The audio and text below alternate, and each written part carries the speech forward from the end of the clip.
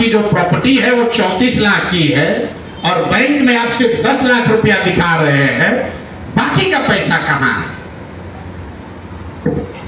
तो 10 लाख जमीन इनकी रजिस्ट्री हुई है, उसके एक दिन बाद, तारीख नोट कर लीजिए, 20 फरवरी 2021 को 10 लाख रुपया इन्होंने अपने पीए के अकाउंट में डाला है। अकाउंट यहां पर डिटेल आपको दे देंगे। और 34 लाख रुपए का जमीन वापस इनसे ले लिया। जब इनकम टैक्स ने नोटिस रेज किया कि जमीन है 34 लाख का और अकाउंट में सिर्फ 10 लाख रुपया ही दिख रहा है, तो 4 बरस के बाद 27 अप्रैल 2025 को जमीन लिखवाए हैं 2021 में। इनका क्रेडिबिलिटी देखिए, जमीन रजिस्ट्रार ने लिख दिया। आप हम जाते हैं उसको खड़ा करके पूछता है भैया कहां है रुपया, कहां दिए? ये 19 में इन्होंने बेनामी जमीन खरीदी पीए के नाम पर, 21 में उस जमीन को वापस अपने बेटी के नाम पर लिखवाया। 10 लाख रुपया का ट्रांजैक्शन हुआ। जब इनकम टैक्स ने नोटिस रेज किया तो भाई साहब ने जान बचाने के लिए 27 अप्रैल 2025 को, मतलब बेटी के एमपी बनने के बाद 25 लाख रुपया दत्त को, मिस्टर दत्त को फिर इन्होंने बैंक से ट्रांसफर किया।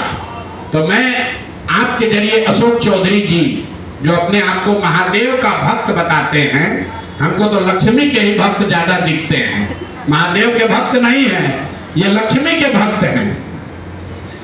अगर आपने 34 लाख रुपए की जमीन अपने पीए से अपने बेटी के नाम पर खरीदी तो उसका भुगतान क्यों नहीं किया? 10 लाख ही क्यों भुगतान किया? और अगर आप कहते हैं कि 10 लाख ही भुगतान तय हुआ था, तो फिर बाद में 25 लाख रुपया 3 बरस के बाद इनकम टैक्स के नोटिस आने के बाद क्यों किया? जमीन खरीदी है करीब 200 करोड़ रुपए का और सारा डीड एक जिस दिन का ट्रांजैक्शन है वो सारा डीड आपको यहाँ पर, आप चाहे तो उसका फोटोकॉपी ले सकते हैं। मैं एक बात क्लियर कर लूं, यहाँ जो मानव वैभव विकास ट्रस्ट है, हमारे पास उसके खिलाफ सबूत नहीं है। हम ये बता रहे हैं कि जब इनकी बेटी का एंगेजमेंट हुआ है उसके बाद से अचानक से मानव विकास वैभव ट्रस्ट जो है, जो कुणाल साहब के परिवार से जुड़ा हुआ ट्रस्ट है और उसमें यहाँ के बड़े कुछ पदाधिकारी भी हैं, जियालाल महारे बहुत ईमानदार व्यक्ति हैं, वो भी ट्रस्टी हैं। तो मैं आपके जरिए उनसे भी आग्रह करूंगा कि सर आप तो जीवन भर ईमानदारी के लिए आपका नाम हम लोग जानते हैं, ये बताएं कि आपके ये न्यास के माध्यम से सैकड़ों करोड़ रुपए की जमीन कहां से खरीदी जा रही है? ये पैसा कहां से आ रहा है? ये पैसा कहां से आ रहा है?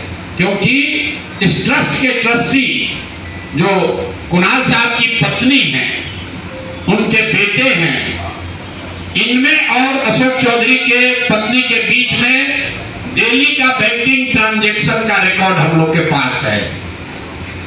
तो मैं अभी सिर्फ इतना ही आपको बता रहा हूं कि पिछले 2 वर्षों में जब अशोक चौधरी की बेटी की सगाई हो गई तो सगाई से शादी के बीच में 38 करोड़ रुपए की जमीन पटना में खरीदी गई है।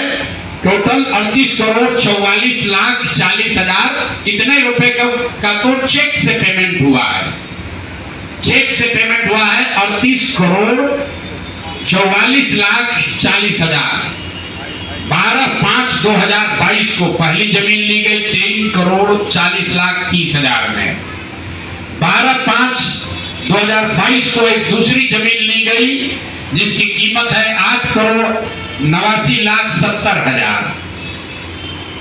8 दिन के बाद 20 मई 2022 को फिर एक तीसरी जमीन ली गई जिसका वैल्यू है 3 करोड़ 44 लाख 41 हजार। फिर 2 महीने के बाद 14 अप्रैल 2022 को जमीन खरीदी गई 7 करोड़ 20 लाख का। फिर 4 दिन के बाद 18 जुलाई 2022 को जमीन खरीदा गया 15 करोड़ 50 लाख का। और ये सारी जमीन इंगेजमेंट और शादी के बीच के डेट है, उतना ही आपको बता रहे हैं।